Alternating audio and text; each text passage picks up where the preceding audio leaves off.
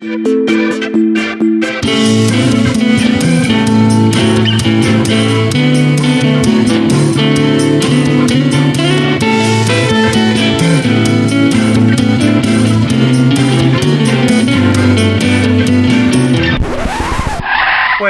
what is this shit? Not safe for f***ing worker placement podcast. I flipped the board. I despise that game. Oh, shit. That's not what... Oh, wait.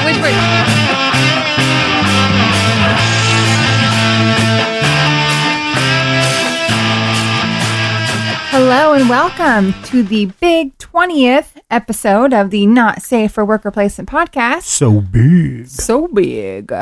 Board game podcast brought to you by me, Leandra. And me, Ben. We're married. Big Ben. We're here to talk. Big Ben.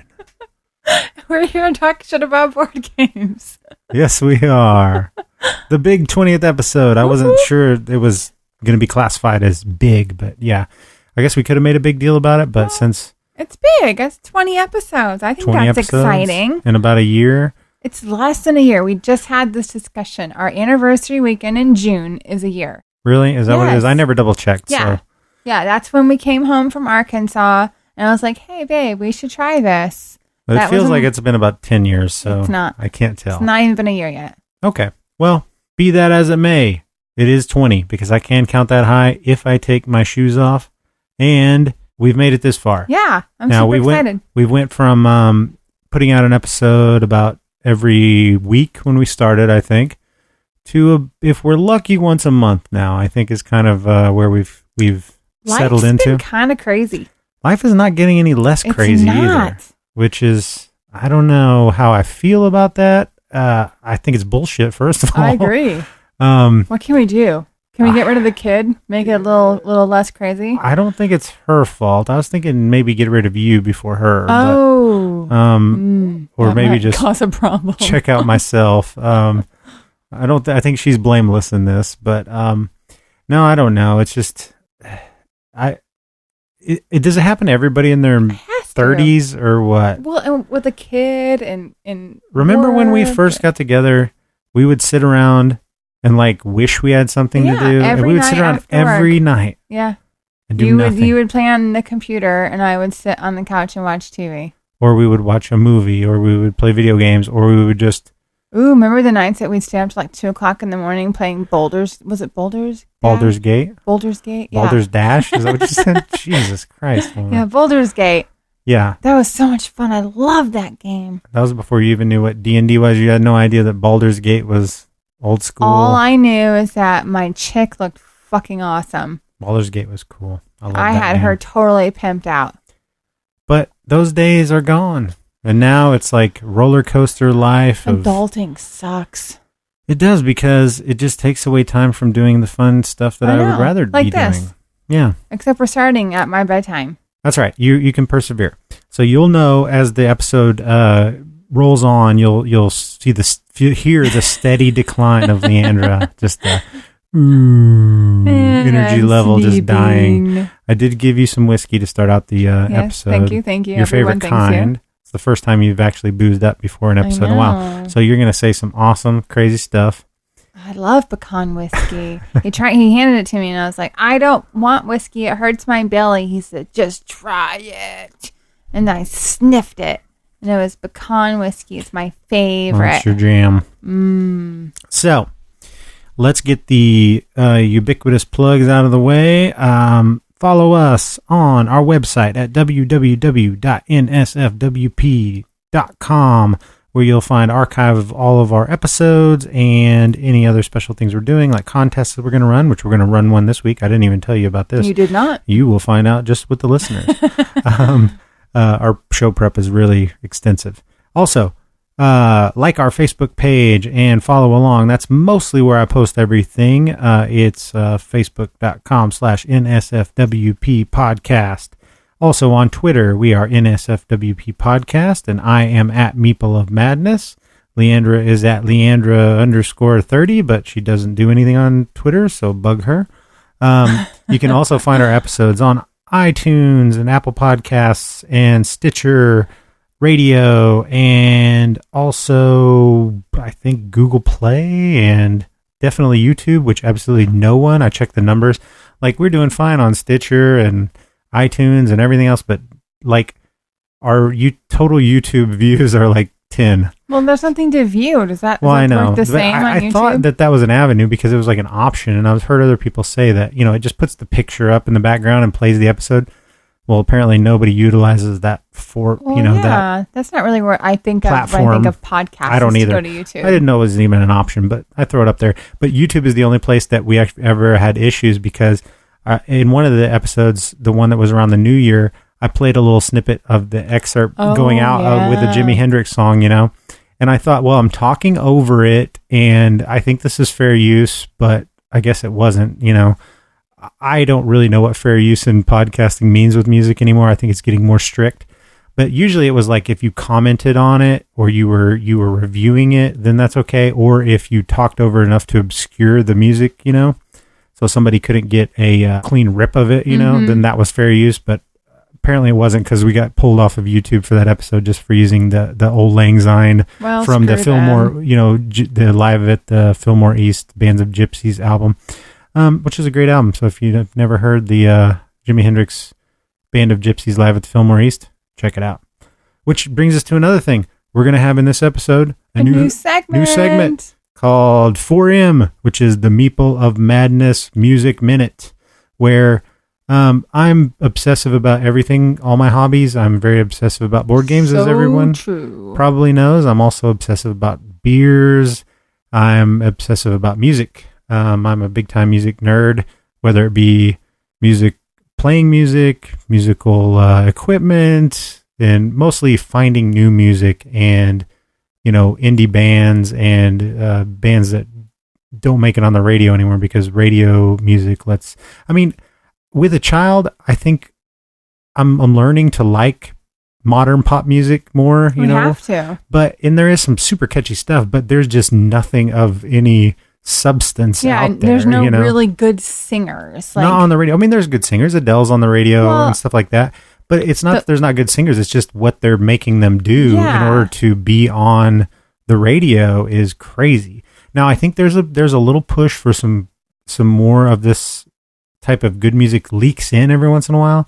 Like there's a guy. But it's not on mainstream. No. Well, we haven't watched any of the new American Idol, right? No, we haven't. But there's a dude that has been on there, and I only know it because I follow him. David Cook? No, he's definitely not cool.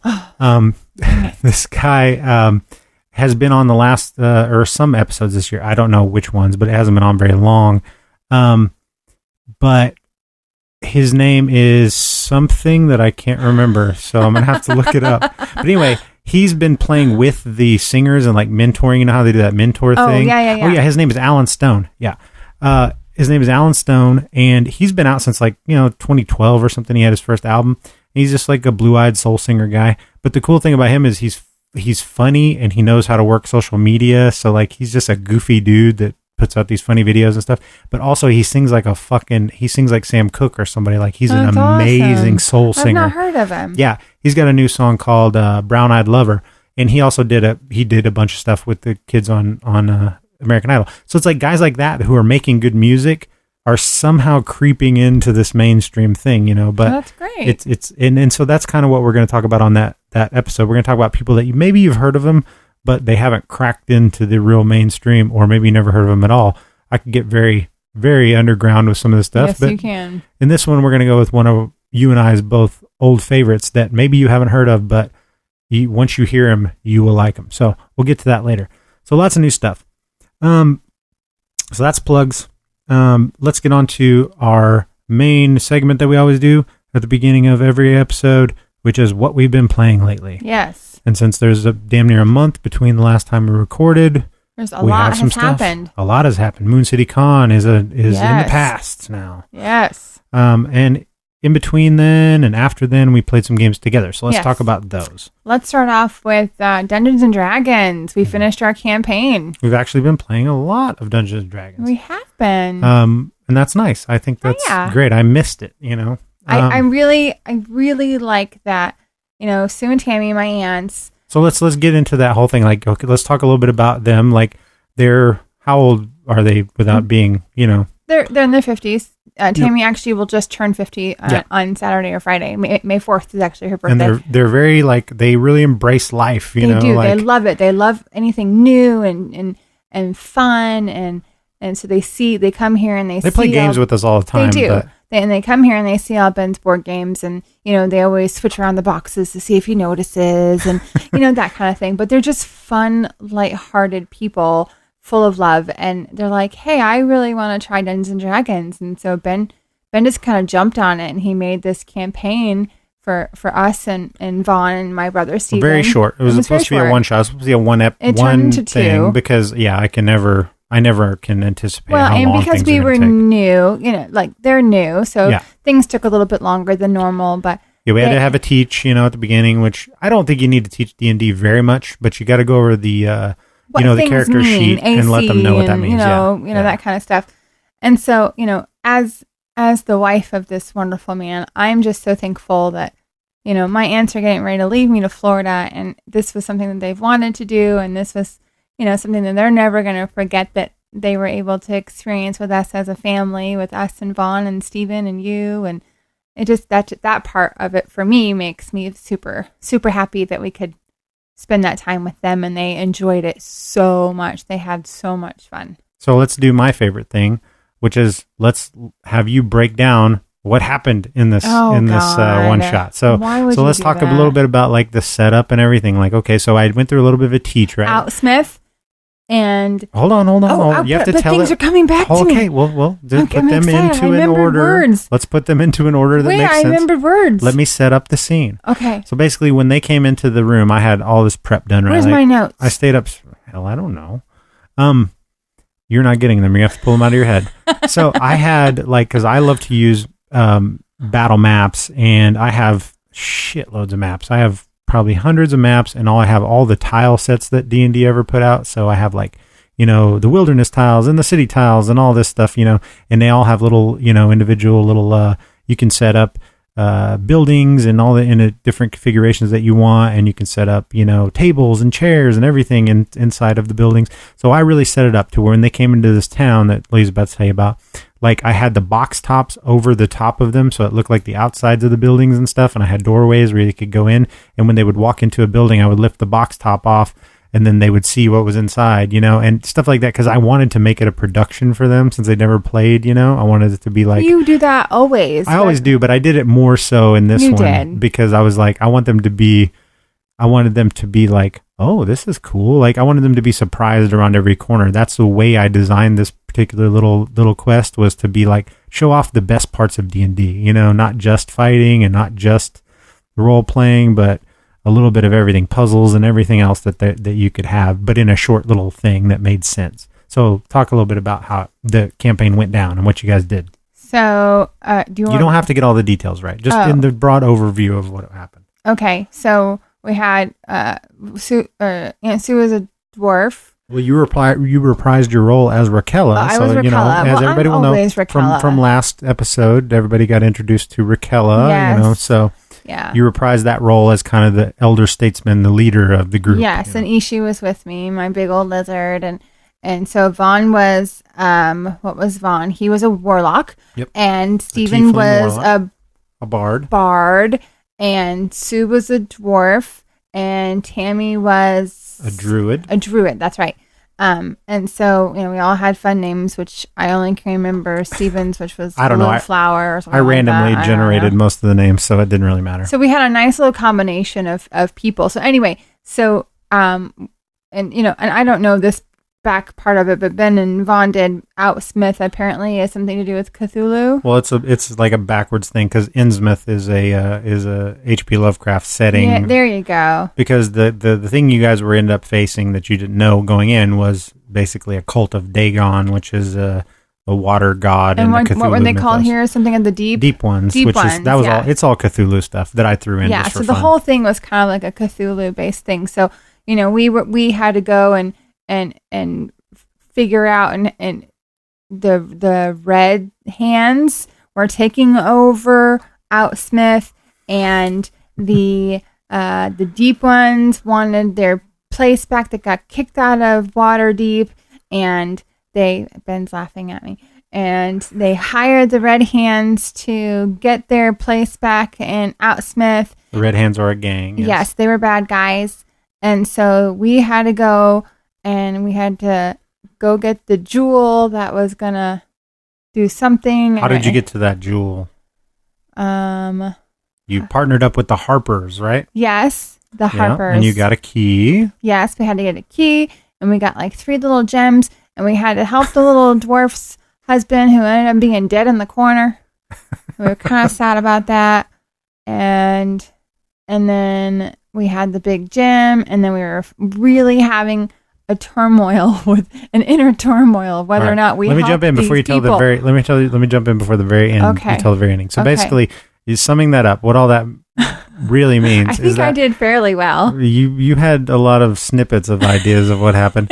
So basically, it was a very simple campaign. It was basically they were coming from Waterdeep to get a claim and make their name so that they could join the Harpers. They go to this little place called Outsmith, find out that it's a town that was once built by these creatures, but they were ran off, hundreds of years ago, and now people ran it. And the people there were trying to keep people away from this quest that kept going up on the adventurers board, which was about finding this spring called the Keyhole Spring. And everybody that went on this quest ended up dying. So the constables of the towns tried to stop people from, posting this and whatnot. And the Red Hands and the constables fight and blah, blah, blah, blah. So then they ended up partnering with this apothecary in town that was an agent of the Harpers. He gave them a key and told them, here's the map that was on the posting, so go find this Keyhole Spring. And once you get there, you're going to need this key. That's all I know. That's all the information I've been given. So you guys trekked out to this place called the Blackwood, which was a... oh, yeah, and if you ate the stuff, you'd turn evil. Yeah, like it was a forest that was supposed to not have any clean water or food to eat, and so nobody ever went to it. But it basically blocked out a bunch of the landscape. So you guys had to go into that, follow your map. You fought a big evil tree ant that was corrupted from the forest, and you found Keyhole Spring, and then you fought this giant tentacle monster that was chained up to protect the spring. And at midnight, this owl that had been following you through the forest and bugging you guys, which you almost shot out of the sky. When the full moon came over the top of the spring, the owl flew over, and its silhouette formed a keyhole, which you stuck the key in there. Which you placed the key into, and then a doorway opened up into the through the water, down some stairs into a dungeon. Yes, we went. Now you got into the dungeon, so talk from there. So then we went down there, and all the doors were locked, and then somehow I got across this. I don't remember how. Oh, we used our dexterity and acrobats to get across this big, deep hole, and a freaking gelatinous cube came out and sucked me up. Little fucker. God, I hate those things. Those are my worst enemies. I put gelatinous cubes in every dungeon. God, I hate them. And I didn't even have a chance. Because I have an awesome gelatinous cube miniature. You do. Great. He just sucks you right on in there. Yep. And then I had to fight my way out of that guy, and then he squeezed his way through the freaking keyhole after that. And then we ended up pushing him down the big, huge hole I was just talking about and got rid of that guy. Almost lost one of the main, I did not even factor in when I was thinking about planning this, which is the beauty of when you do a thing. It's always because the key was there was a gem that you needed in there, and you guys almost just tossed him in the hole without getting the gem out. And I was like, I was going to let it happen because I was going to have to, and I was going to have to figure out a workaround because I had not really planned for the fact that you guys might dispose of this thing completely. But you were smart, and you guys ran back over. Vaughn used his mage hand and stuck his mage hand last minute after Vaughn tried to kick it into the hole without getting the thing out. He didn't even ask. He's like, I'm going to do this. Kick. And I was like, no, there's a gem in there. And so he used his mage hand, and he pulled the gem out, which was very smart. Yes. And I thought about it by that point, but at first I was like, oh shit, they're going to kill this thing. We're going to have to go in there. And if it goes down that hole, it's gone, and I'm going to have to figure out a way around this, but anyway, you got it out. So yes, and then we got the doors open, and we were able to go forward, and so we had those 3 little gems, and the 3 little gems had to go on the statues, and the statues. Well, you had 2 gems. You had a red gem and a blue gem. Yes, and you went into a room, and there was a giant statue that had a purple Please gem. Continue. No. Now go for it. No, go ahead. I'm correcting your your item snippets that you have. Oh here. wait, no, Kate was here too. Yeah, the second time, this all happened within two different things. Yes. And then the second one, Vaughn's new girlfriend, Kate, who seems very sweet, jumped right in and played. She did really good. Second day. Yeah, and she'd never played D&D before. She was introduced right before they went into the dungeon. Rogue. She was a rogue, which you guys needed big time because she got you through every door in that place. She was a sneaky little bitch, though. She was stealing Vaughn's money behind his back and everything. She was really embracing her character. Which She I thought was was embracing her character. Yes. She was pickpocketing everyone. She was like, I don't know you assholes. I just barely jumped in this party. I'm totally taking their money. So yeah, but you ended up needing her because without her, you guys would have had a lot she was harder able time. to shimmy on up to the statues and put the gems on the big statues, and then we had to turn the statues, and the statues were able to make alignment with the big statue in the middle. So your red, that your guy blue, had made a purple, big and thing on his forehead, and then it all connected, and there was lasers, and if you got on the lasers, you got your ass shot off. this is like you recounting a dream that you had. It makes no sense at all.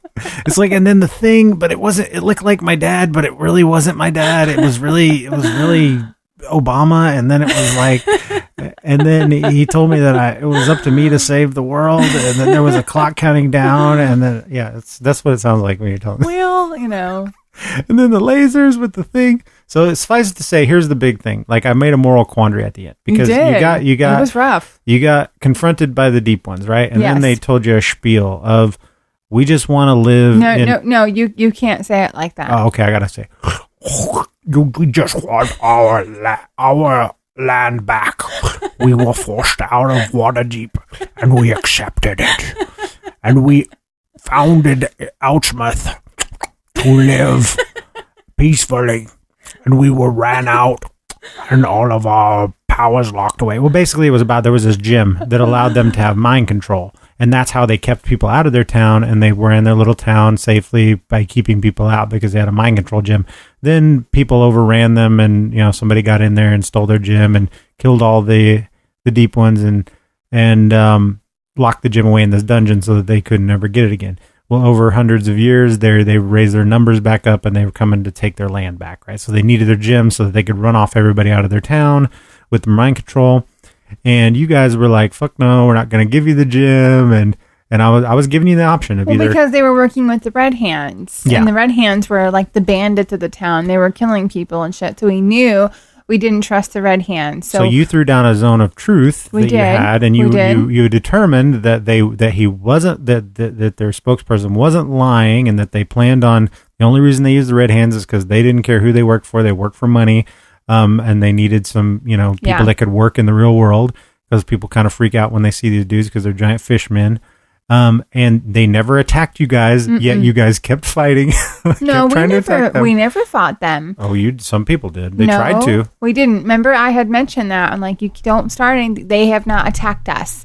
And so I had mentioned that a few times that they have not attacked us. And so we never actually attacked them. We only attacked the Red Hand guys. But you guys were like kind of forcing my hand because you weren't making the decision. You just kept fighting the gang. Yeah. And so like I had them never attack you guys, but just kind of move away. Yeah. And then sneak around to the edges. And finally they were able to get to Vaughn, who had the gem in his backpack, and he was able to snatch it out of there. And so they had the mind control device and was able to take control of Vaughn's mind.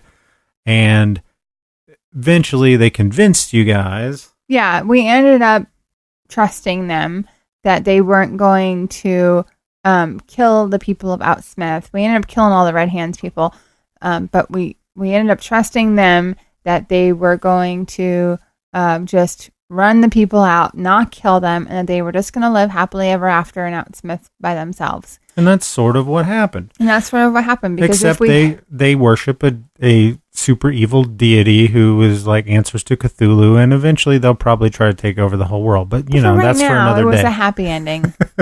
But I wanted to give you guys that option. So, and I was kind of glad you took that way out. So it ended up we really being, struggled with it though. Yeah, and that's the best thing about D&D, like giving someone a choice giving a party a choice where a couple of people want to go one way, a couple of people want to go the other way, and watch you guys like talk it out. Raquela's thing is she's a protector of the innocent. So, the dude was like, if you take my gem, our whole entire species will go extinct. And so I knew that as far as Raquel was concerned, that I couldn't let that happen. And so I was like, that's why I was reminding people, they haven't attacked us. Yeah. But you had some people in your party who didn't give a shit about that. They didn't care at all. But what I loved about it they was were like, how much can we get for the gem? Yeah, and your parties your party was built of people that had conflicting agendas, which is always fun, and to see how that works out. Because what I was surprised about is that Sue and Tammy and Vaughn always, of course, is going to play to his character, but even Kate and your brother were all playing to their character strengths. And I think that's one of the best things about D&D 5th is that they give you those things at the top. Alignment doesn't mean that much and never really has in D&D. No, but having a little blurb about your person, what's really your helps. backstory and your motivations and your flaws. When people play to that, it's great. And you guys did a great job throughout the whole campaign of going like, okay, hey, he used his, he really played to his character. He needs inspiration. So you guys were getting all the inspiration because I was like, yeah, you're right. Because that's something as a GM you forget to do. So you guys were pointing that out. And I'm like, yeah, hell yeah, you are playing your character. So inspiration, you guys had inspiration everywhere, which, you guys were getting a lot of rerolls and stuff because of that. That was helpful. So I don't know. All in all, I thought it was fun because of that ending. I like the ending. I like the discussion, and everybody was like really into that part of it. Being like, so you want your thing to either culminate in a big giant epic fight, which I've found is really hard in D&D because it usually just becomes a slog of hit. You get hit back. You try not to die. And no, I think this one was great, and it was a great little campaign, and it was great spending time with our family. Yeah, I think you did a good, baby. Just getting people into that. So now when they see things about D&D, they were open-minded enough to want to try it. Now they have a whole new perspective. It's crazy how that is because before you ever played it, like we've talked about before, you had your own preconception of what it was, and so did I, and everybody does. And then once you play it, you're like, oh, okay, it's not what I thought it was, but it sort of is what I thought it was, but it's more fun than I thought it would be. But I have to be honest, though, I don't think I would do well being a character that wasn't like-minded. Like if I had a character where it was like, I hate children, slaughter everybody, and kill all the innocent animals, and you would suck at that. I would be so horrible at playing a character like that. I've always wanted to do a villains campaign where everybody plays bad guys, but even the bad guys can have morals. You know what I mean? But I've always wanted to do that, but then I always thought, if you were into that would be hard. At it. And there's a whole new push in what I see like on Twitter is a big thing of like looking at like D&D people and RPG players in particular. A lot of them follow us, and I follow a lot of them with our podcast Twitter. And a big thing which is like this in all gaming is like just inclusivity and like. One big thing I've learned from like Irish gamers, I listen to a couple of Irish podcasts, and they're big on I think they're at the forefront because I was hearing it from them before I was hearing it from the American side. I was hearing about this just like being sensitive to players' real life situations and not bringing up things that are hard for them to deal with in the game because they might be dealing with them in real life. I had never really considered that before because we play with most people that we know really well that I wouldn't have to bring that up. But they do a lot of conventions and stuff and, open RPGs and they were talking a lot about that particular thing where there's a lot of trigger things that can happen to people in RPGs because when people really get into their character, then something happens that's too close to their real life. Yeah. There's a lot of systems out there and different RPG systems approach it different ways. And like D&D doesn't have a built-in one, but it does mention this stuff in the Dungeon Master's Guide about, if somebody says they're uncomfortable with a subject matter, the GM is responsible for changing that to fit that person's thing. Yeah, that makes sense. And it's very important, I think. It is. And there's more push for that. You want everyone's time to be enjoyable when they're playing. So that is something, very much to consider. But I have literally used that thing against you in RPGs. Like when we did the Cthulhu one, Lily was in cahoots with me. And I was a stressed mess the whole entire game. It was awesome. We did a Cthulhu Dread. I think we briefly mentioned it in the last episode, but I did a Cthulhu Dread scenario with you and Craig and Vaughn, and I had Lily, weeks before she was part of the story because I did it in sort of the way of like you play yourself, your character is you, and everything that you can have is things that are in our house, and so like, what if this happened right now? So literally the setup of the game was you guys were coming together to play D&D that night, and then Cthulhu shit started going down. And your kid had been doing weird things in the meantime, or previous to the beginning of the campaign. So like I had these little crayon drawings that Lily had done of like Hastur and monsters and angels and stuff that I handed to you, and you were like, "Who drew these?" And I was like, "Oh, your daughter drew those," because in the thing was your daughter was missing.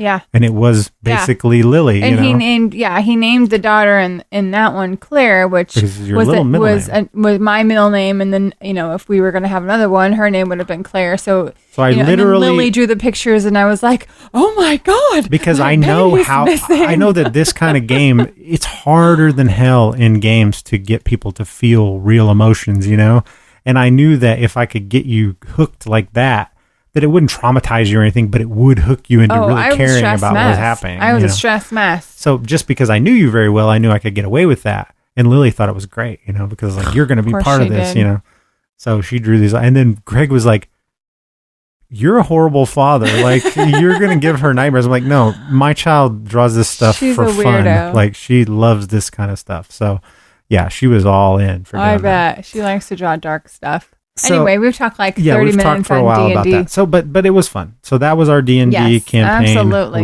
with the family. After that, you have been requesting a game for a while. Yes. And we finally got it back out, and that is Gwent. Yes. So tell us about Gwent, babe. What is Gwent? Gwent is a deck building card game, 2-player.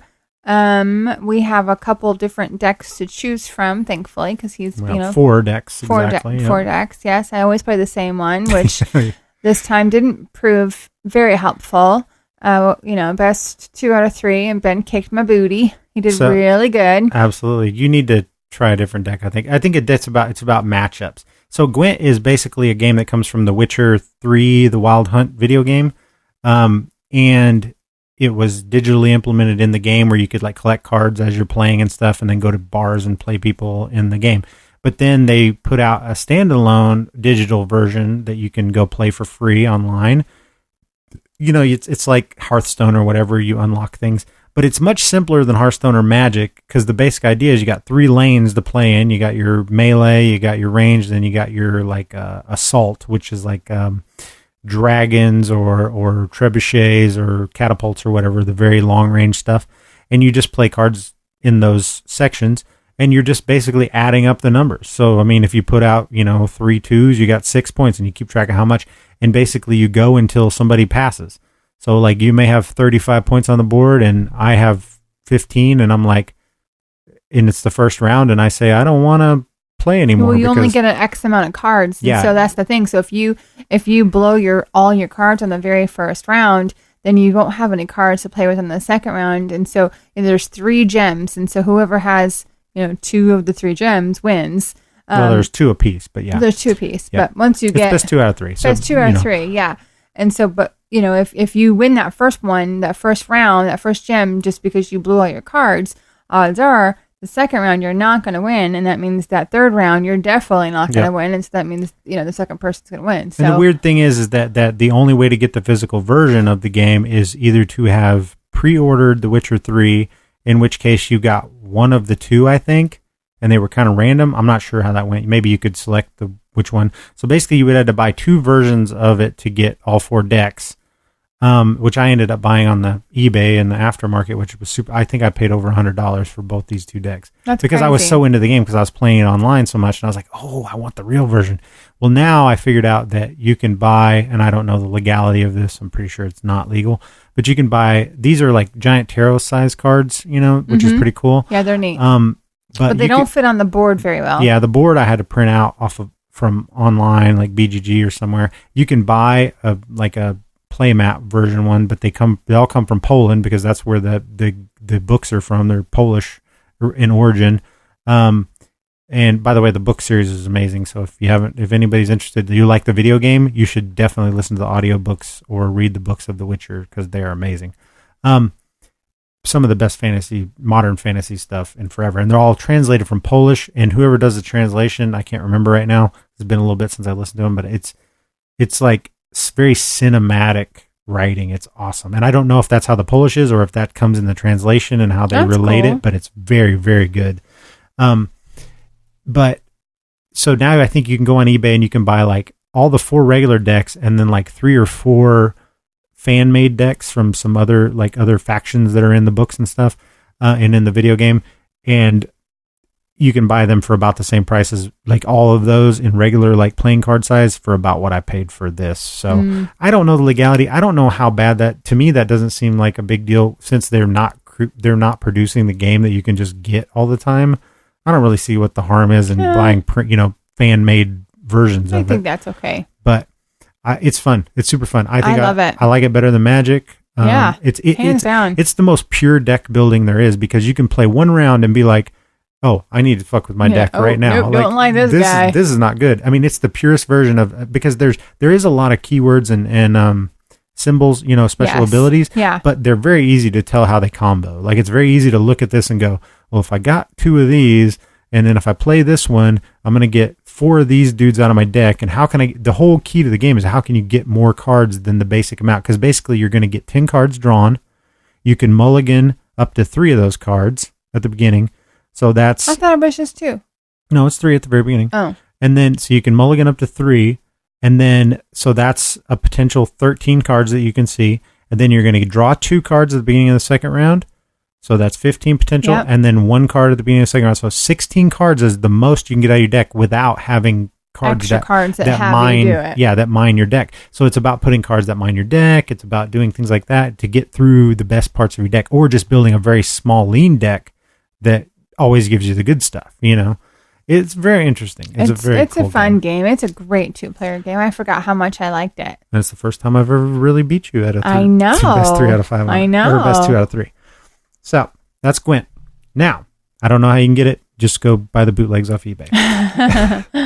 And then, okay, I played a couple that I'm going to briefly mention because we're going to talk more about them in the coming. This is going to be more about a preview of future episodes because we've got some big games on the horizon that we're going to talk about that are just sitting on my shelf.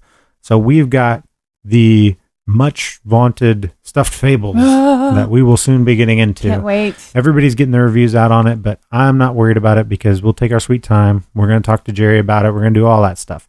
But we got to get it painted. We want to play it right. Baby. We want to play it right. And now that the convention's over and stuff, have a little more time, I can do that. So we've got Stuffed Fables on the horizon. We're going to play that with Lily. Hopefully she'll stick around to actually do it. I also got to play Rising Sun, the new Eric Lang title from Cool Mini or Not. Follow up to the Blood Rage, kind of spiritual successor. And it was one of those games where I wasn't worried about kickstarting it because I thought this is not the kind of game that will get to the table at my house. But since the relative success of Scythe in this house and not thinking that you were going to like Scythe, I was like, once I played Rising Sun, I was like, ooh, this has got Scythe vibes. It took me a while with Scythe, though. Well, this one's simpler than Scythe, though. It's a area control thing, sort of like that, but it's very smooth and very fluid, and it's kind of like a lot of back and forth. It's like, oh, I sucked that round, but then next turn, there's so much interplay with the game, and it's beautiful. And so as I played it, I was like, shit, I wish I would have kickstarted that, But I don't want to go buy the base game because that's lame because there's so much cool stuff. Then, so I put that little feelers out there at my local game store, Metagames, and I got a little text message from the owner that said, or actually from Rick, a friend of mine, who said, hey, Alan, the owner of this thing, said that somebody who did the pre-order, the Kickstarter pre-order through them backed out and they can't get a hold of them. So do you want the Kickstarter version? And I paid less money than what it would have cost me to kickstart it. So I was like, yeah. So I bought it, and I got 5 boxes of Rising Sun stuff up there. I see it, and I really do think you and LaToya will both like the game once you get through. Toya will like it. So we got Rising Sun, and then also I just had picked up Empires of the Void 2, which also again I slept on Kickstarter. That's Ryan Lockett, Red Raven Games, newest game. I have all of his games. I was kickstarting it. But it was like, $55 or something. And it was a time where I was just crunched for money. And I was like, I can do without it. I've only kickstarted a couple of his games. And so I can do without this one because it's space themed. Space is not my jam and all this. Then it came out and I heard some good things about it and I read the rules and I was like, damn. So it went on sale a couple of weeks ago on, I think, Cool Stuff for like $40. And so I bought the retail version. Turns out there's no difference between it and the Kickstarter except for metal coins in the Kickstarter. And after I finally played it the other night, that doesn't make any difference. And I played it and I was like, oh, this is actually a big, giant, weird space opera game that Leandra might actually like too, because it's cool in the way of it's got all the options of all these big, like Eclipse or Twilight Imperium and all these big ones you've heard me talk about, but it doesn't take that long to play. And it's got Ryan Lockett's cool artwork and cool, sensibility like all of his games. And it's very forgiving. Like it's just kind of like a big sandbox of like, do what you want to do. Everything's going to score you points. So you can go and do trading stuff. You can go I like and that type of game. That's kind of like how Raja of the Ganji is. Sort of, yeah. How'd I do? That's more of a race. Right? Close, pretty close. Rajas of the Ganges. That's what I said. Or I think it's actually Rajas of the Ganges, but who says that? But yeah, that's the same principle, right? Like everything you do kind of makes you points. Yeah, it's a point salad-y type thing. Like Bruges. Like those kind of Bruges and games like that where like Stefan Feld is famous for that, like point salad, where everything you do scores your points. And that's kind of the way Empires of the Void is. Like you can go teching up your ship, you can go fighting, you can go pick up and delivery, you can do all these different things, and they're all viable for winning the game, So it's pretty interesting. So that's Empires of the Void 2. We're going to be playing that and talking about that more. And that's pretty much all we've been playing, except for right now we're going to get into Moon City Con, and we're going to give you a breakdown of it. So first of all, I'd like to plug straight off, if you don't listen to the What Did You Play This Week podcast, you should listen to it because it's a great podcast. And Brandon Kempf and Corinza Kempf, his wife, and John Luker, I believe he's on there sometimes. They were all at Moon City, and immediately when they got home, so they made the trip from like St. Joseph, Missouri, came down. That's so great. And were very supportive of the whole thing, played, just participated. And then they drove back, and the night they drove back on the Sunday, they recorded, and they put out a really good, kind of their experience, play-by-play of what happened. And it's overall very glowing, and I'll just say here that I think it was a big success. The con really went off without a hitch. And so if you want to check their little review of it out, you get a third-party perspective, which is, of course, I'm biased. But we're going to now break down Moon City Con from our side and tell you a little bit how it went down, because you've been hearing about it for so long. And we're going to talk about games we played while we were there. All right, so on the Friday night of the 13th, I guess it was, right? Of April, we went up and started setting up at the Oasis Inn and Convention Center. I spent all day with Catherine stuffing bags, our swag bags full of stuff, which you're going to hear a little bit more about later in our contest and our giveaway. We spent all day doing that, from local vendors, restaurants. We put in some dye in every bag, a D20 and a meeple of random colors in every bag. And then some bags had random other cool stuff like promos and stuff like that, right? So we spent all day doing that because we had just gotten all of our badges and everything like that, and all of our stuff just came in on the last day right before the con. So we did all that, and then when everybody got off work, we all matriculated over to the convention center. Vaughn was 2.5, 3 hours late getting there with the shelves. So we got everything done we could do with organizing the tables and everything. And then we're waiting on Vaughn. I'm looking at my thing. I was getting all pissed off at him. I was like, Jesus, Vaughn, I would try to call him. I don't know what was going on because the weather was a little weird, but I was calling him, and then he would answer and he would talk for 2 seconds and then it would be cut off. Oh, shoot. And that happened multiple times. And I was like, I don't know. I think he's on his way. And I finally got a text that came through, and he was like, I've started on my way to Springfield 3 times, and I keep forgetting things, and I've turned around, and if you don't see this within 5 minutes, I'm going to erase all of this for proof of this. And I was like, oh God, okay, he'll be here eventually.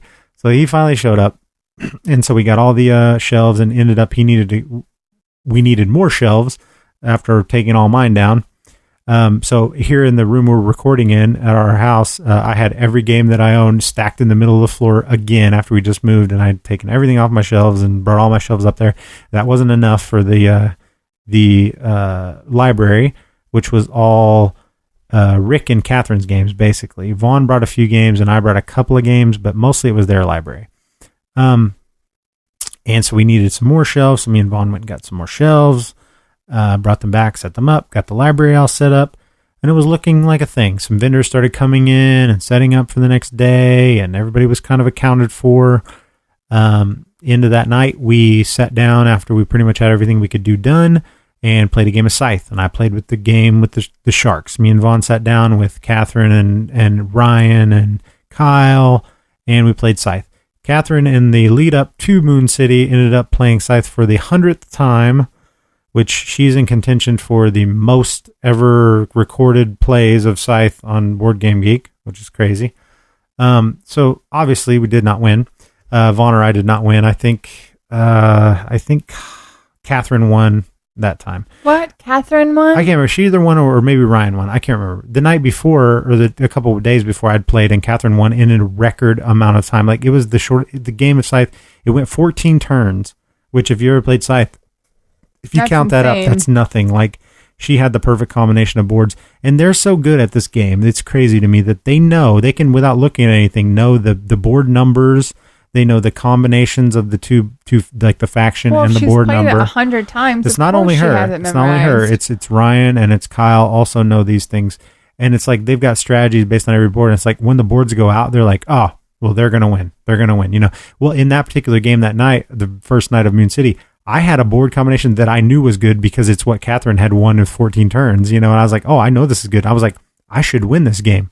I'm not going to win this game, but I should win this game. And I did do really, really well, but I didn't win because it was just come down to they're just too experienced. You know, they've played it too much. And that is very much a game that is not, it does not behoove you to play with experienced players. You're just at a severe disadvantage. Yeah, no thanks. So I played it, and I'll play it anytime. I think it's super fun. But yeah, I got beat again in Scythe. So I think I played it 7 times now. Getting better, but still nowhere near that level of competition.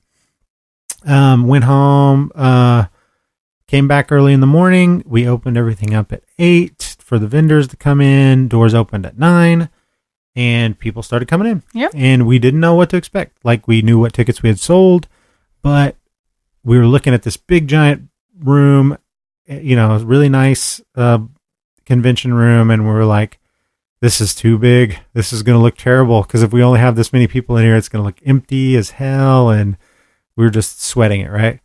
And I was working the game library first thing and sat down. And within 15 minutes of opening the doors, I mean, it was 20, 30, 40 people all of a sudden were in there, and people were checking out games right away. Young lady came up to me with her husband to check out a game. And they were checking out Azul, I believe.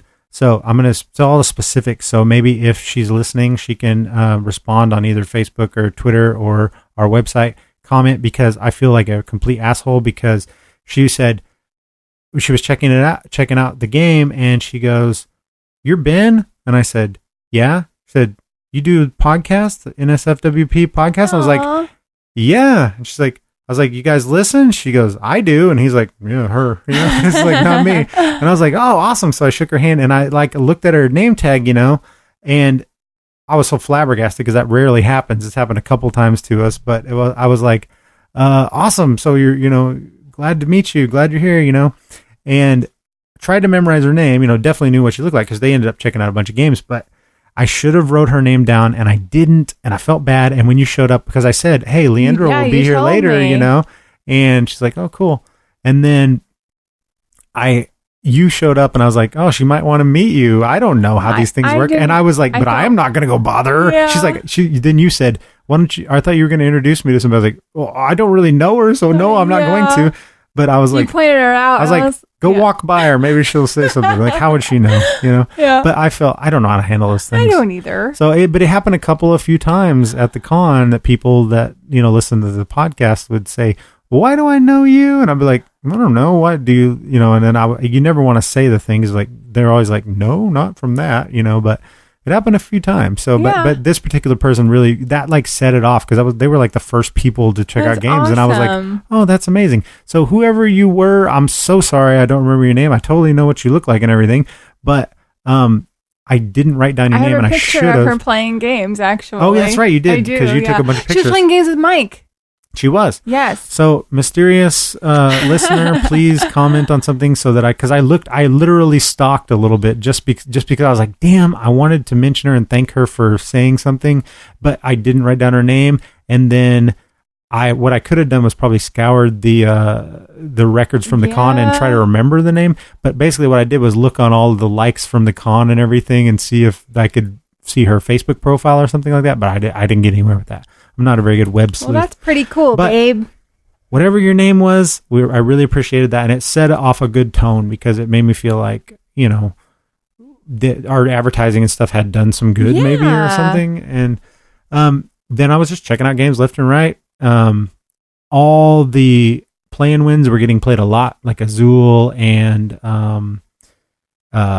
Century Spice Road, and what else was one of The the... play and win was a really good idea. Well, I that mean, was a fun idea. all cons have those, and they really are good, and we're going to expand This that was a my little first bit. board game con. That's true. So let's talk a little bit about that. So you showed up, and let's talk about some of the games that we got played throughout that. Yeah. Because I would sneak away every once in a while. Somebody would relieve me, and I would go try to check in with you and other people and try to play a game now and then. I wasn't very successful in playing a lot of games there, but so what did you do when you showed up? I got there on Saturday with Lily and my brother Steven, and we played Dixit because that's Lily's very, very number one game. I That's promised her if she came, fave. she could play Dixon. She's like, all right, Yes, I'll go. yes. So we played Dixit, and then she played Rhino Hero by herself. Really, she just was making houses out of all the cards. She made a spectacular mansion. She out of really did. It was awesome. Rhino Hero Super So Battle. while she was doing that, I was going around taking pictures. Mm-hmm. And then which you can see on our website Yes. at mooncitycon.com. yes, and that's when I also took the time to walk through and see the vendors' booths, and that was kind of cool. Like, I just my first board game con, and I think it turned out great. Like, everyone was having fun.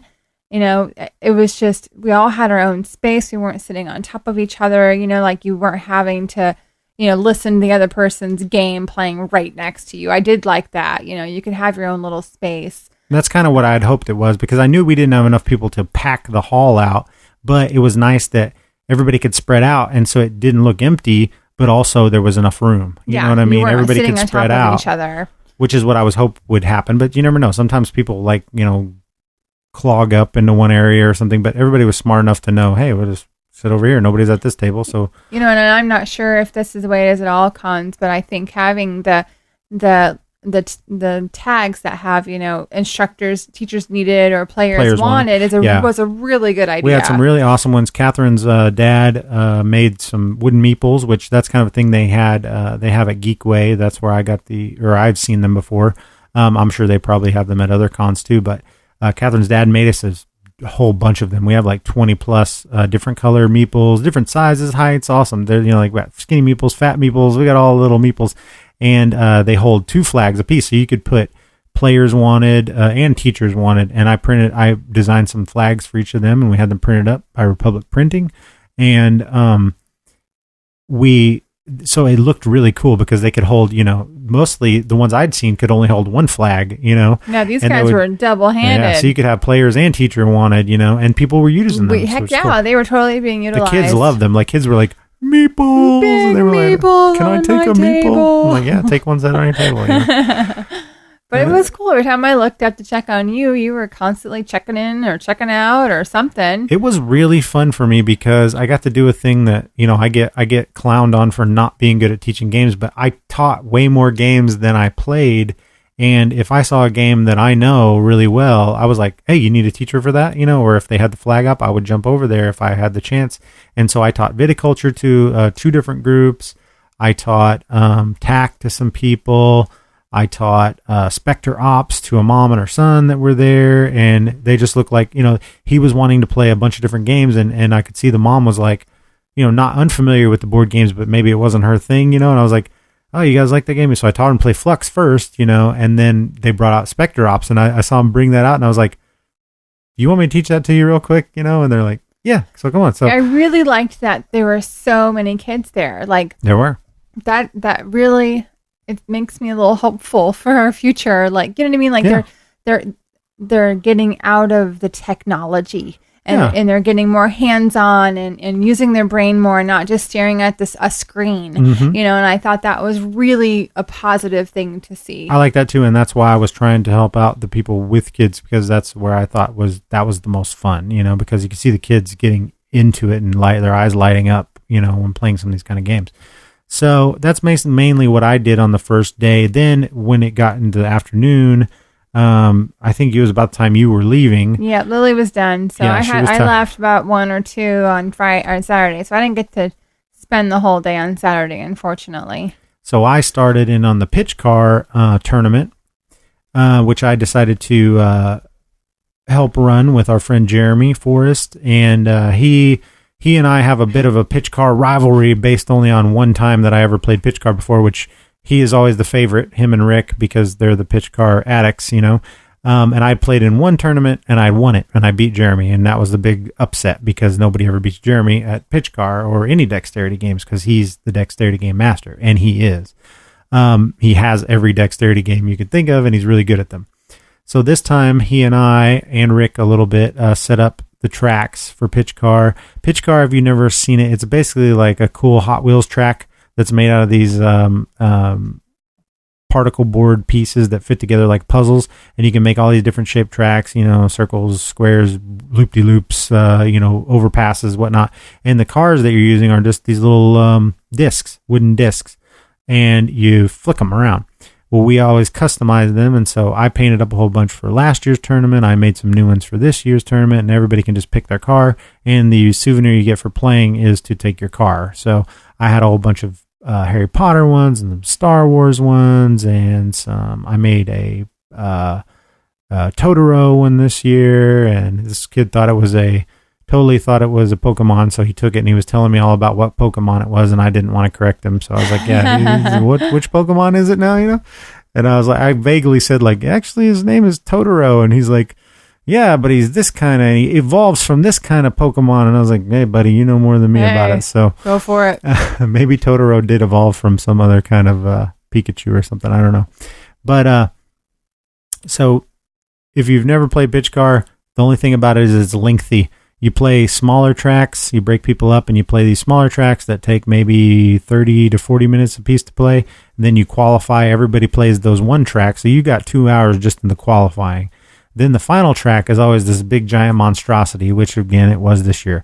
If I ever set it up again, I'm going to try to tone down the final track a little bit, but this one spanned 2 tables, and it had all these jumps and drop-offs, and but that's half the fun. It is, but it becomes the point where one lap takes over an hour. It starts to get a little monotonous once you're in your like 5th hour of playing pitch car. It does start to get a little monotonous. And not only that, but I revealed myself to be a complete pitch car fraud, because I went from being the number 1 qualifier, winning first place in every round. No, except for the 3rd round. I only got 2nd, but. So I'm like, oh yeah, I got this. I'm still good, because I won the first tournament I played in, the big giant thing. I won pretty handily. Must have been beginner's luck. It was, because I was doing pretty good in the first lap. We decided to only do 2 laps on the big track, and I helped set the damn thing up. So there's nobody to blame but myself. And I did pretty good in the first lap. I was like in 3rd, and Jeremy was like in 4th or 5th.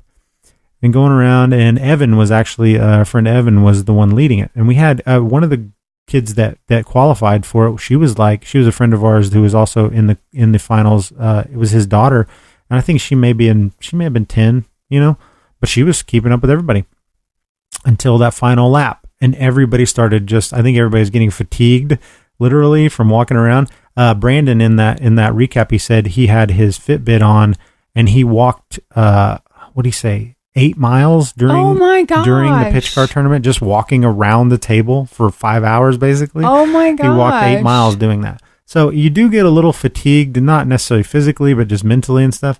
And so I started falling behind badly on some of the features, and the jumps, and so did the little girl that was playing and stuff.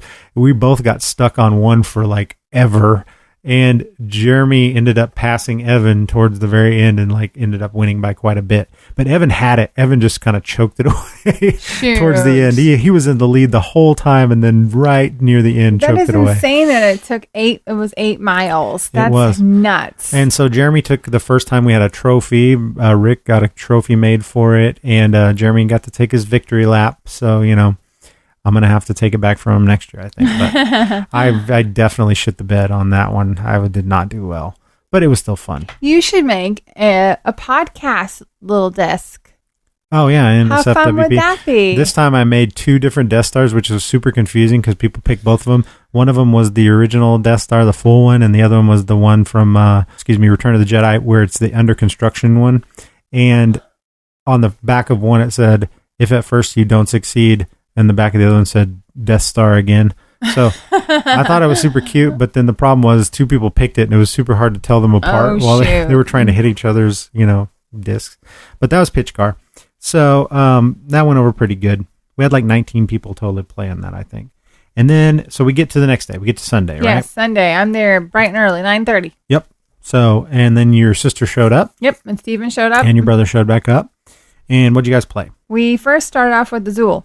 Yep. Which we'd already all played that. She wanted to do a play and win one. Oh, yeah, it was a play and win. That's right. Yeah. So, did I play in that with you guys? No. No, I didn't. Okay. No. Who won that? Do you remember? Hell no, I don't remember. I'm sure it was Toya. So, we reviewed Azul, maybe last episode or the episode before. Continues to be good. I played Azul once, too. I forgot about that. I played Azul one of the evenings, and I did have my best game ever. I scored, I don't remember, 60-some points or something. And I usually suck really bad at it. And I was like, I'm going to win one finally. And the one guy who hadn't played, we were 4 of us playing, the one guy who we're teaching the game to beat me by 1 point. Oh, shoot. And it was his first game. And I was like, damn it. I thought if anybody was going to beat me, it wasn't going to be you. So I've still had my best game, but never won Azul. Dang it. And then that night, right after that, I played one that was kind of on my really big to-play list. I have it. Still never played my copy. But I've been playing it on the iPad a lot, and that is Through the Ages. Through the Ages is a really big, time-consuming anyway, card-based civilization game designed by Vlaada Chvátil, who is an amazing designer of Code Names and Dungeon Pets and all these other games that we've talked about before. It is a very involved game. But once you get going, it's really not that bad. It's super hard. I remember one time I set it up and I tried to explain it to you, and you literally were out in 5 minutes because you really weren't wanting to play a game at all. But I had been studying the rules so much, and I was like, I got it. I gotta show you this game. I don't remember that. Yeah, it was in an old house, and I had it set up in the basement. And within 5 minutes of me teaching the rules, you were like, "You really want me to play this game?" And I was like, "No, probably not," because we were going to play the short version and everything. It was still going to take like 3 hours. And you were like, yeah, I'm out. I'm like, okay, fine. It must have been pretty bad. Normally I at least try, but no, it must have been you gave bad. up on the teach of that one. Wow. But now after I've actually played the board version, I've played the iPad enough to know the rules and everything, but now actually seeing it all happen, it is lengthy. I think it took us 4.5 hours or something to play with 3 players, but it's super smooth while it's happening. Like you're involved in the game, so it doesn't seem like it's taking that long. So we played that until about 2 o'clock in the morning on the first night, and I didn't win, but I felt like I held my own against 2 guys who have played the game multiple times, so I didn't feel too bad about that. And now I've actually got that checked off my list. So that was Through the Ages, and then I guess I skipped back in time because that was the night before that. That's okay. But we also, Toya and Steve and I also played Bruges. No, and you. Toya and you and I played Bruges. Oh, Steven. Oh, that's right. wasn't there Steven yet. was playing something else. So this was Toya's first time playing Bruges. Yes, and Bruges. I really enjoy Bruges. Bruges is a Steffenfeld game about the city Bruges, and it's about multi-use cards, basically, is what it's all about. Mm-hmm. Talk a little bit about how it works. We've talked about Bruges before. We have it's probably been a long time. Basically, you get a whole hand. You're always getting cards in your hand that you can play, and you can use them in many different ways. You can use them to build a house, and then they also all have people on. So the backside of them are houses of colors. Then there are also on the front side of everything is different people. And there's, all awesome artwork from Michael Menzel, my favorite board game artist. But everybody has a color association and a bunch of different actions you can do. Basically, you can you roll some dice at the beginning of the turn, and there's purple, red, yellow, blue, brown dice. Is that true? Yeah. Yep. And so all the colors associated with that, and you can either like play a card to take its colored dice number of money. So let's say the yellow die is a 6. Well, you want to take maybe you want to use your yellow card that you have to get $6 because whatever the color die is, that's how much money you can get. Or you can use that card to build that color house, or you can use that card to get rid of a threat that you have that's of that color. And threats are bad because if you get 3 of the same kind of threat, you have to lose some stuff. You have to use a person or a house or money or something like that. And basically you're doing that to try to, and there's a couple of tracks on the board that you're moving up, and you're building canals and all these things, like every Stefan Feld game, all these things. You get extra points if you have the majority of certain things. Certain types of characters. Sure, there's artists and scholars and, royalty and thieves and all these things. Some of the cards give you play the person. Instant gratification. Some are end of game gratification. Some are all the whole game powers that you can get. And I mean, it's all about comboing up cards that work good for you. And the whole game, like normal, Toya's like, I don't get it. What's happening? I'm just trying to wait. I'm just trying to figure out what's happening. And I'm like, okay, fine. Toya, you're doing good. It's fine. Wait, but I just wait. I just want to know. And then who you think won the game? Little Toya. Of course. I think she won by like 4 or 5 points. And me and you were like bunched right up. But it wasn't bad. It wasn't like a bad beating, but it was like, all that complaining. All it did was like give you a chance to She always wins. Win. So that was Bruges. I think she would play that one again. Yeah, I love Bruges. I do too. I don't ever want to play without the expansion anymore. That's the first time I'd played without the expansion. I don't remember what the expansion was. The expansion is the boats thing, which basically, because remember in the base game, it only has to do with 1s and 2s and 5s and 6s. Yeah. The boats expansion gives you something to do when the dice are 3 and 4. Then it gives you special powers. We played it the last couple times. It's been a while, but we played with the expansion. It doesn't change it that much. It just gives you more stuff that you can do on your turn. Can we talk about the next one yet? Yes, right now. So This is Leandra's. Okay, hold on. This is Leandra's favorite new game, and she's going to read the little blurb about it because she had no idea what its genesis was. Take it away. Okay, so this was a play and win game, and it didn't have any names in it. So Toya and I were trying to figure out which ones we could rent out so that we could win, right? This is literally the only reason why we rented this game is because it didn't have anyone's names in it. So we're like, heck yeah, let's do this. So this is called Illimat, right? Did I pronounce it right? Okay. So there's a little blurb in the inside, so I'm going to go ahead and read it. It says, in early 2009, the band The Decemberists had an idea for a photo shoot where they would be a secret society playing a weird and wonderful game in different locations. Carson Ellis and photographer Autumn D. Wild created a game board as a prop and called it the Illimat. Flash forward to 2015. The band, having played many board games on the road during their downtime between sound check and show, decided to try and make this strange game board without a board game into a real living, breathing game. Chris Funk from the band approached us as Together Studios to see what we could do. It was just spelled weird. Anyway, Keith Baker, creator of Gloom and Eberron. Yeah. Okay. And Gloom is a game you really like. Yes, I do like Gloom. Worked to make Illimat feel like an old, forgotten card game that would be compelling to modern players. A game that feels of its time, yet weirdly out of time altogether. So this game, first of all, the board is cloth. So that's kind of cool. It's all black and white, black's my favorite color, so I like that. You actually use the box in the game. So it's got a cloth board. You use the box in the game. Set it in the middle of the board. In the middle, and it has different seasons on there. So anyway, I'll get to that. So it's just regular cards. Well, it's not, but well, I mean, it's okay. So it's a size like a deck of cards, right? Yeah. And they have different seasons on them. They've got summer, winter, fall, and spring. So accordingly, so they have like little sprigs of leaves for symbols for each season. And then they have a random star one. So the star one's the one you take out if you only have 2 to 3 players. So anyway, so the whole idea is each season gets 3. You sew 3 cards, and each person gets how many cards? Was it 4? I don't remember. It was 4 cards. Yeah.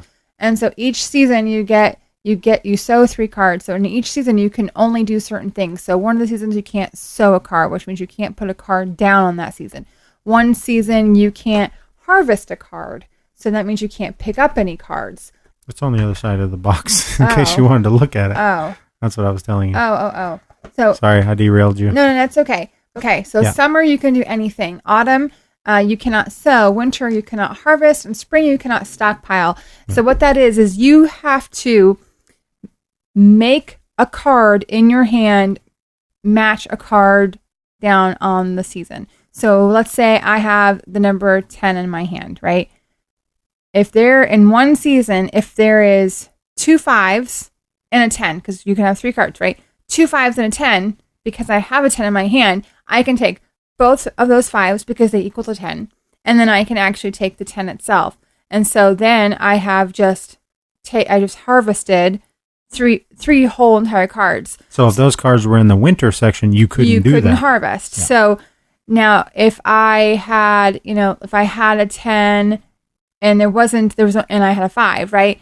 And there was a 5 out there, I can stockpile a 5 on the 5 if I'm not in the spring. And then hopefully no one will take it through their turn. Stockpiling is just putting out another card on top of another card. the number for that card. So that means my next turn, now there's a 5 and a 5 on top of each other. It's now a 10. I can pull that 10. Play your 10 down and take that. So you only can play one card out of your hand at once, which is kind of confusing because multiple times I've wanted to use 2 to make 1. 2 to make 1 on the board, but it's completely opposite. You only use 1 out of your hand. Oh, but you didn't even talk about I haven't gotten there yet. Yeah. I don't remember the name of them. They are, what are they called? There's the Hocus Pocus things.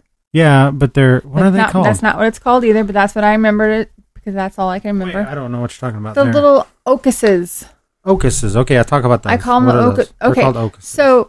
So there's these fun little brass pieces.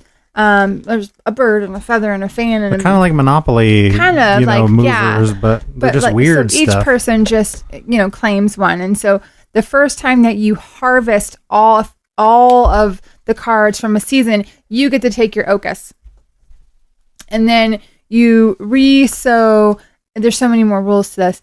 And then you re-sow if you harvest, and then you get to turn over the luminaries card. So there's these red cards that go on each season. Each season has a luminary card, and it's pretty much like a power card, right? Yeah. And so changes the rules of the game. It changes the rules. So like one of them is marriage, I think, or something like that. I don't know. Anyway, then you get to play 2 cards out of your hand, which is awesome. Yeah, so there's a bunch of them, and then you got the version with the expansion. Well, that's a whole different story. There's the maiden, for example, the maiden, that means winter has no effect. So the winter where you normally can't harvest, if the maiden is out anywhere on the board, then you can harvest in winter. Well, see, and also, at the end of game scoring is all the spring cards. Whoever has the most spring cards gets 2 points.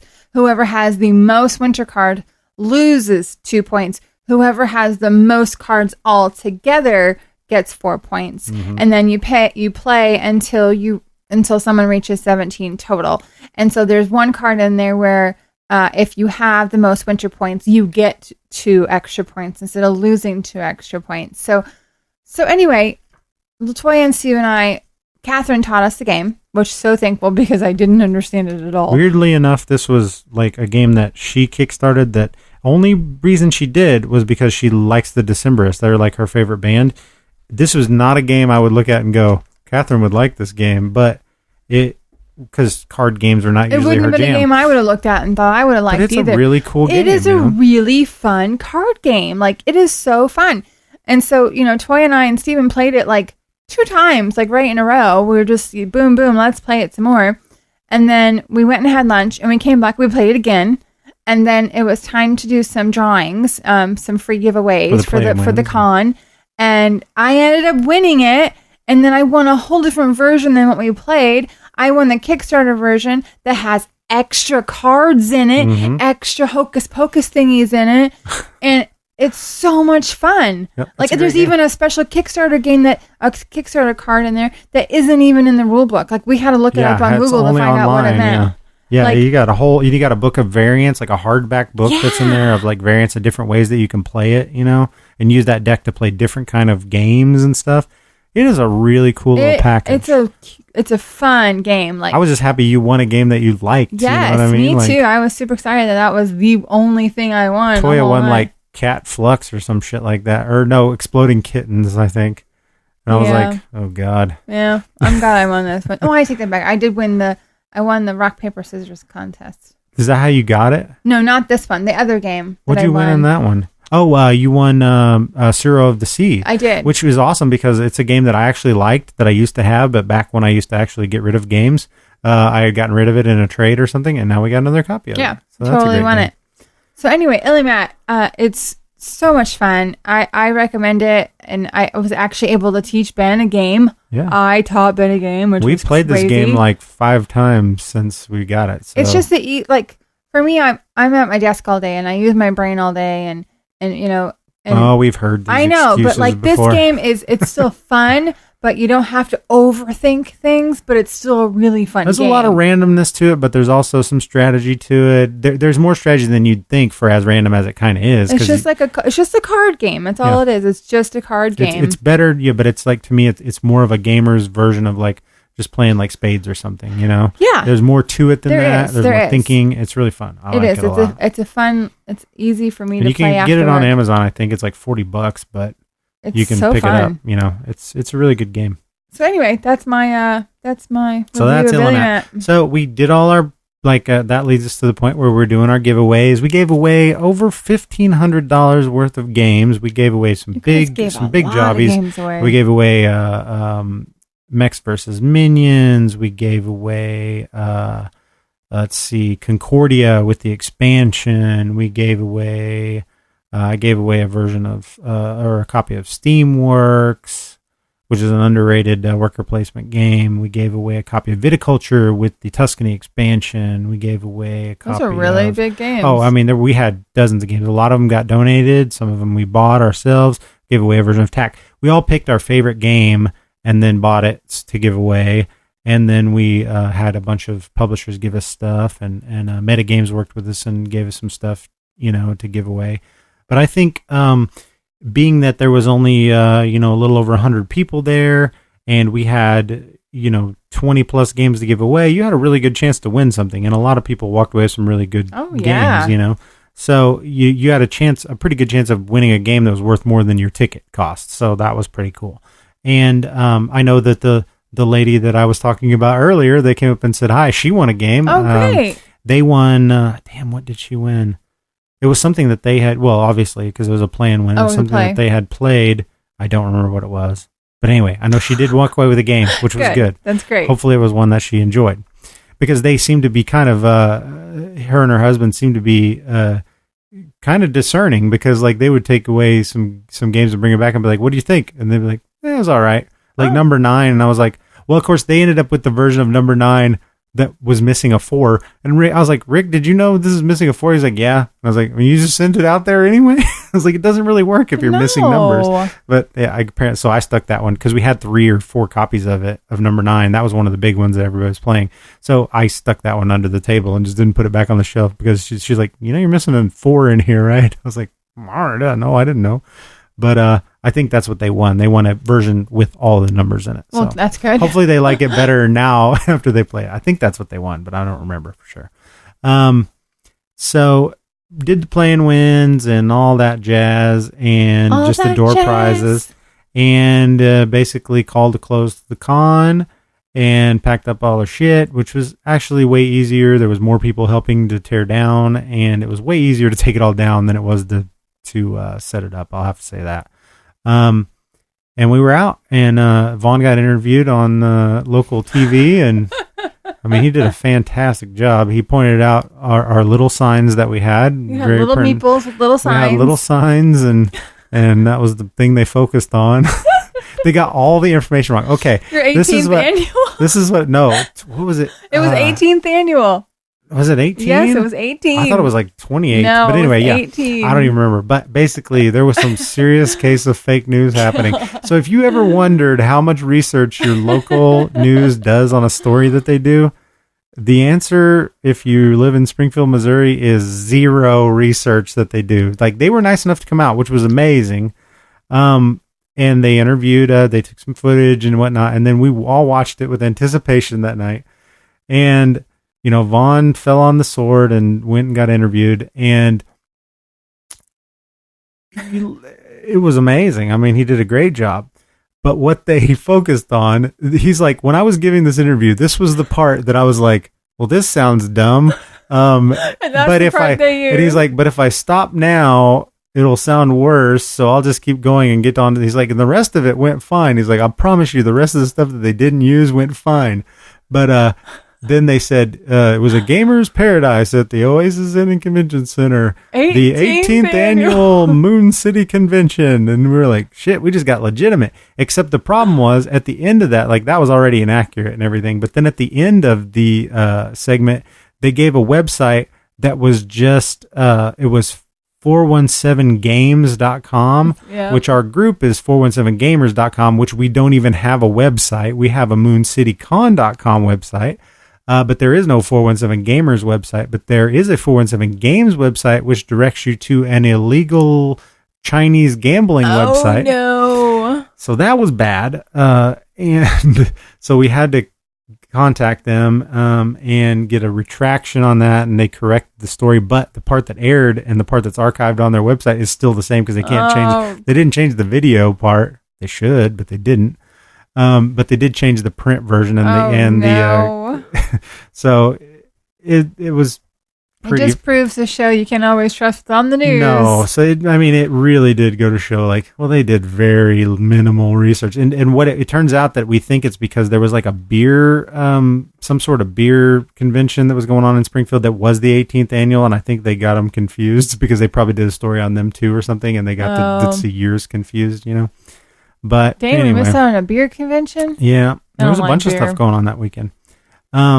But anyway, and that was pretty much it for Moon City. It turned out great, babe. It was very successful. It really was. You guys should be so proud of yourselves. It was very successful. It was a lot of fun. And I hope that, anybody that's listening that went, comment on the website or Facebook or something and let us know what you thought, because it's kind of hard to, I know everybody had a good time, and this is what I would say in the end. It's like, here's what I know from all the conventions I've gone to. Why we didn't lose a single game or any pieces that we have realized anyway of any games, rather than that 4 that was already missing when we started, is that gamers are good people. They're honest people in the way of like, they know how to have fun doing the thing that they like. Sometimes they're a little antisocial, and sometimes they're a little off the beaten path of people. But the one thing that's overruling and overriding is they respect the people who put in the effort to do these type of things, and they respect the games, and they take care of them as if they were their own, which really goes a long way to help me, a person who didn't actually put many of my games in this because I was worried about that. It makes me more willing to do that, because Catherine and Rick were just like, yeah, they're just things, so put them out there and let people play them, and they didn't lose a single one. And we go to Geekway, which is like, 5 times the amount of people, and they say that they rarely ever, a game just doesn't walk away because people are honest.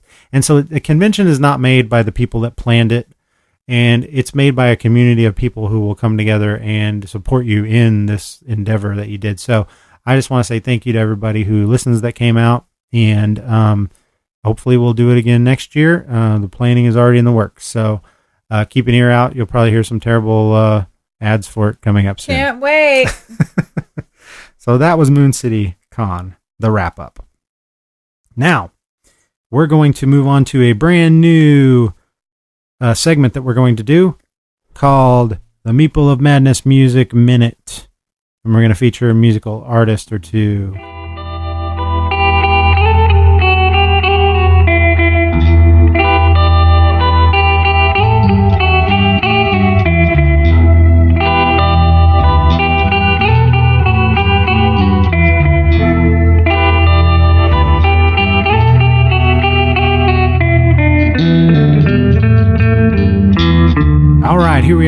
with the 4M section, Meeple of Madness Music Minute. This week, I want to feature one of my all-time favorite blues artists. I would say blues rock, Americana style music. You may have heard of him if you listen to Pandora or Stitcher and you like the Black Keys or anybody in that genre. He'll probably come up.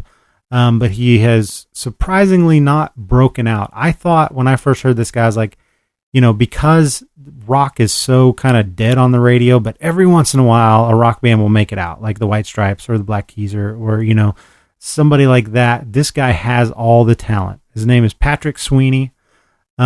He's got a new album releasing this month, I believe. He's got a great catalog of albums. I started listening to the album I started was probably about 5 albums ago. It was called Every Hour is $1 Gone. It has some great songs. One's called Them Shoes. Hotel Woman. Hotel Woman. Just an amazing voice. Man. And girls, let me tell you, he's nice and easy on the eyes, too. He's married, babe. He's taken. But he's super cute. Missy's probably used to women swooning over him. I'm sure she is. He's also one of the best live guitar players I've ever seen. We have been fortunate enough to be able to see him live a few times down in Eureka Springs. I've seen him live probably about 5 times, I think now. So, yeah, he spent some time in Eureka Springs, Arkansas, I think, when he was first getting started. Every time we go, the venue gets bigger and the people get more people. When we first started, remember, we were outside at a restaurant bar. Yeah, we saw him at a little place. He was just sitting on a stool. They have a big blues fest down there every year, and we go every time we get a chance. And we saw him at an outdoor venue with 20, 30 people out there. Maybe tops. And then ever since then, he's been playing this place called Chelsea's, which is a big bar that has 2 levels, and it's kind of all raw wood and everything in there. He fills that thing up every blues fest. And sometimes he plays solo. Sometimes he plays solo. Sometimes he'll sit there with just an acoustic guitar and a wood block with a microphone in it that he stomps his foot on. And it's, you've seen some people do that, and some people are really good at that, but that can get old after a while. But with him, it doesn't. He can play for 4 hours like that and keep you entertained. So, I'm not sure which track I'm going to play. Let me think. Hotel Woman, babe.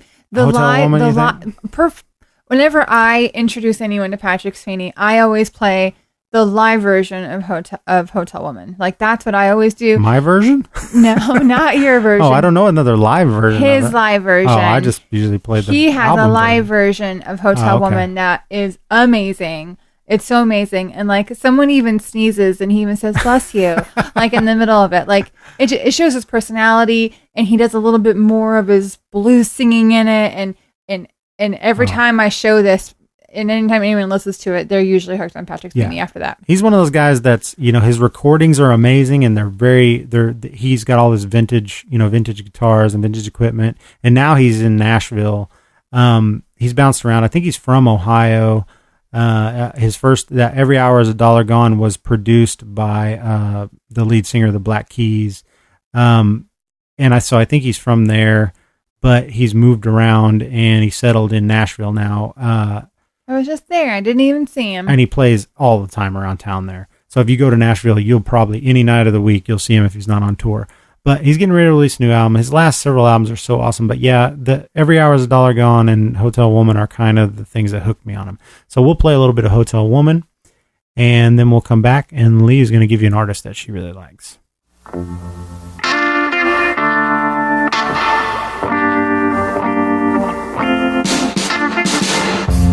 So hard to speak about a hotel woman.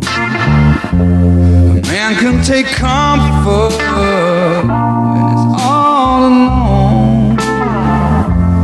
Oh, God forgive all the hotel women, 'cause they were there for me when it was all wrong. Oh, how I love to see my hotel women. Oh, so exciting, so fun at first. Late in the nighttime, you feel born at the right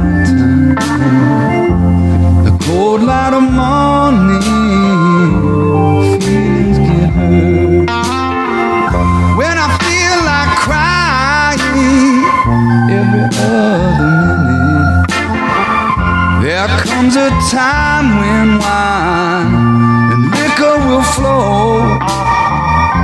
I'm here with my old friends in a hotel room. The table, the TV, the bed and the door.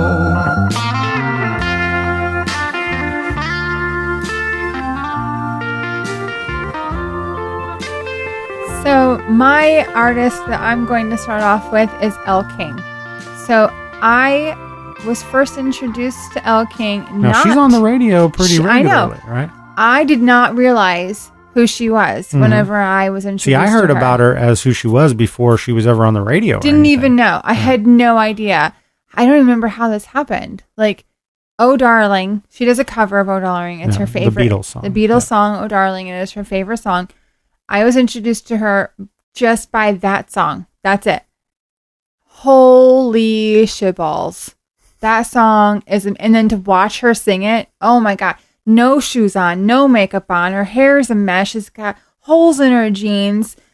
And it's just amazing. And then when I realized who she was, oh, well, hell, she's on the radio. She does X's and O's. Well, she's Rob Schneider's daughter, right? And she's Rob Schneider's daughter, which isn't, she's not known for that, obviously. Yeah. But, like, I didn't know who she was on the radio. You know what I mean? Like, and so you hear X's and O's, but then you hear her actually sing are two totally different things. Well, it's a very poppy song. It is a poppy song. Very catchy song, too. But she's so soulful in her singing. We got to see her live, We went for our anniversary last year. She happened to be in Arkansas, and we got to go see her. And oh, my gosh. She was awesome. Oh, God. She was so awesome. Like she's got such a good personality, too, in between songs. And yes. And so, you know, if you know X's and O's, and you're like, it's X's and O's, I get it. I do. Because that's not my favorite either.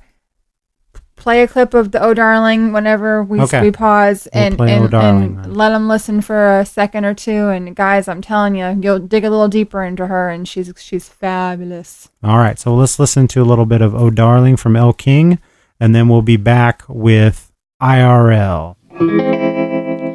Oh darling, please believe me.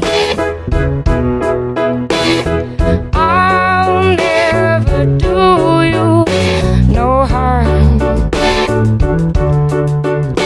Believe me when I tell you I'll never do you no harm.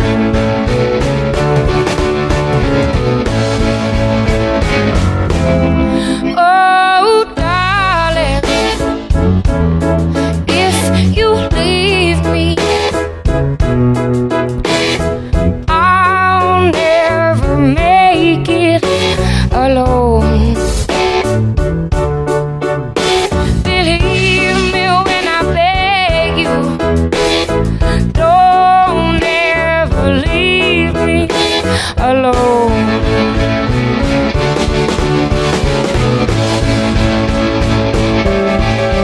When you told me you didn't need me anymore, well, you know I nearly broke down and cried. When you told me you didn't need me anymore, well, you know I nearly fell down and died. Oh darling, if you leave me, I'll never make. And we're back with IRL. In real life, what you been up to, babe? Well, I'm getting ready to go to Chicago on Monday. Yes? What's in Chicago? Work. I have another light show. I thought you were going to talk about your friends coming down. I'm going to. Our friends coming this weekend. I'm going to. Okay, so you want me to start Nobody that cares first? about your damn work trips. Okay, well, I'm damn world traveler. I know. I got to stay. I'm stuck here taking care of the child again. I know. That's So getting old. That's I a tune we've learned heard. A very valuable lesson the last week and a half. So my best friend of 25 years lives in St. Louis, and I don't get to see her very often, maybe, 2 or 3 times a year. And, she's very busy and we're very busy and it's 4 hours away, So we had looked at the calendar and, hey, when does Ben have a weekend off, yada, yada. So she's looking at her schedule and getting it with her husband, Scott. And, and then it ends up being last week. She's like, I'm traveling this week. I'm sorry. We can't make it. Scott's going to travel next week. And I was, I was really sad. Like, I was just sad. It's kind of about her, she can't make time for me. I'm sad and, a little sensitive about it. And the same exact weekend, my other wonderful dear friend, Nicole, she couldn't make time for me either. She was supposed to come over for the weekend or just during the weekend, and she didn't have time either. And so I was just literally crying to Ben. I was like, am I being too sensitive? Like, here's what happened. And, he's like, yeah, you're kind of a big fat baby, but I get it, And then so Wednesday, Tracy says, is it too late to change my mind? We've been talking and life is too short and I miss you and I love you and I need to come see you. And I was like, yay! And I start crying again because I'm happy. And then, Ben's like, see you, big fat baby, I told you. And then yesterday, Nicole's mama passed away a few weeks ago. And she just literally like professed like how she prayed for someone, a real friend to love her and to be in her life. And she wrote this beautiful, I don't know what to post about how her mama, she feels like her mama prayed me in. And so then, I cried some more and I called Ben and I was like, here, my feelings got hurt from these girls because I felt like they didn't have time for me. And that wasn't it at all. That wasn't it one little bit. Like, I'm so fortunate to have these wonderful women, and not just these two, but my God, I'm one lucky bitch to have as many good friends as I am. And I just learned a really valuable lesson. Like, yes, life gets too busy, but when they're your friends, and it shouldn't matter if they don't have time that weekend or not. Like, they love you. You gotta trust and you have to trust that they don't have it. It's okay. Like, and if they did, they would. And, that's right. And also, one thing we talked about, which is a reminder that I have to do with myself too, is like, you can't focus on your disappointments of your friends, because then you do a disservice to your friends that are like actively being there. Because you've got another friend who basically during that whole time cleared her schedule off to hang out with you on that weekend. And you were putting more energy focusing on being upset from the other ones than you were on being happy about that one, and I just said, that's a dangerous thing. That's a dangerous way to go about it, because you're just choosing to be unhappy versus choosing to be happy, But so just a valuable lesson, like, one, gosh dang it, I'm one lucky bitch. I've got such a wonderful, wonderful group of girls. And then, if they don't have time, it's okay. It's all right. They would be here if they could, and we still love each other. Yep. And I'm just so lucky. Just don't sweat the small stuff. Don't sweat the small stuff and enjoy your friends. Life is short. Enjoy them, even if it's just a text message. And that was the thing, even before Nick did that, she sent me a text message. She's like, I love you. That's all I wanted. And that's it. It doesn't take much to make your friends happy. Yep.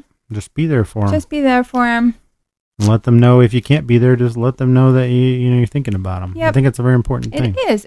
It's just, a simple little text of thinking of you. That's it. That's all it takes, just to make your friends or your mama or whoever just have a really good day, It's amazing. You don't know how much a little thing like that will pick someone up, because you don't know that they're like all that stuff you were going through. Nobody else knew about. No one knew that, I was upset about the girls, and nobody knew how much that was going to mean to you when they did those things, but they did them because they're your friends, and they probably didn't realize that was going to have as big of an impact on you. So you don't know how big of an impact reaching out a little bit is going to have on someone else, So a little bit of a lesson learned this past couple days as far as that's concerned. How can I follow that up, babe? I know. I'm not even going to try. So for my IRL... But I didn't say. Tracy and Scott are coming to town on Friday. Yeah.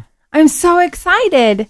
And so we're going to play games all Saturday. Is that what we're going to do? Yeah, we're going to stay home and we're going to eat chocolate, because that's what Tracy and I do together. This is what we do every time we hang out with and drink wine and play games. And you'll be drunk by noon. And we'll be drunk by noon, and we'll probably be taking a nap at 3.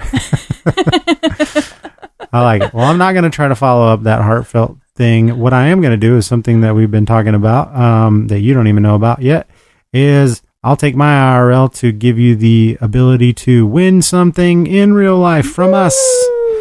Would you like to win something to commemorate the Moon City Con, which you've been hearing all about? And even if you went to Moon City Con, this is like the VIP promo pack. So basically, while we were stuffing all those swag bags, I took it upon myself to steal one of all the good all the good promos. And there were some really cool ones that Metagames had given to us. They were mostly Asmodee stuff, but I thought membership has its privileges, so there's many of all of these. Like, I didn't take anything that there was just one of or anything, but I took them all, and I took them for myself because I'm greedy. But what I am going to do now is I've decided it would be better if I didn't keep them for myself, is if I gave them away as a gift for our listeners. So what I'm going to do is put together like a VIP Moon City Con commemorative swag bag for anyone who can participate in this contest. And this contest is going to be pretty easy. So I made a print for the event that went in every bag that we had. So if you were there, you have one of these prints, right? So you can look at your own, or you can look on our Facebook or our Twitter or our website, and I'm going to have a picture of it posted up. It features a whole bunch of different meeples, right? If you can spot all the characters, or as many as you can, make a post and list as many characters as you can spot, and like types of meeples, walks of life or specific characters or whatever, and there's some hidden stuff in there. Let's see how many you can name, and if multiple people name them all or whatever, which shouldn't be too awfully hard, then we'll just do a randomized drawing of whoever names them all. So just go on any of our stuff. Go on our website and comment under this episode. Go on Twitter at NSFWP Podcast. It'll be there pinned to the top of the page.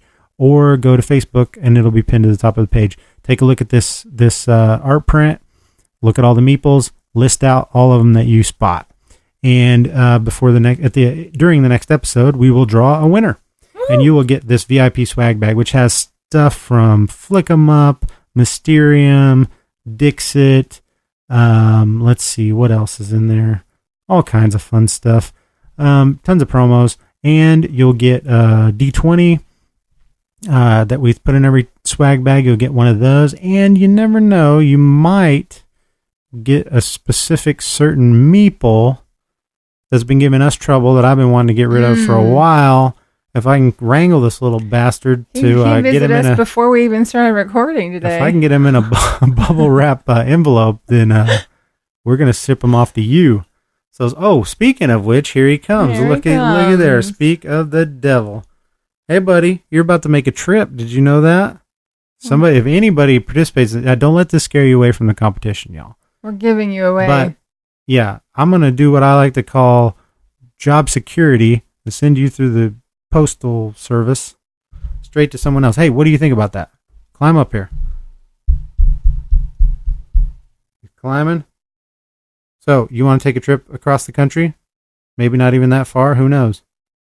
Yeah? He seems like he's into it. Like he wants to relocate. Tonight. I don't know. He might be into it. Oh, this is why.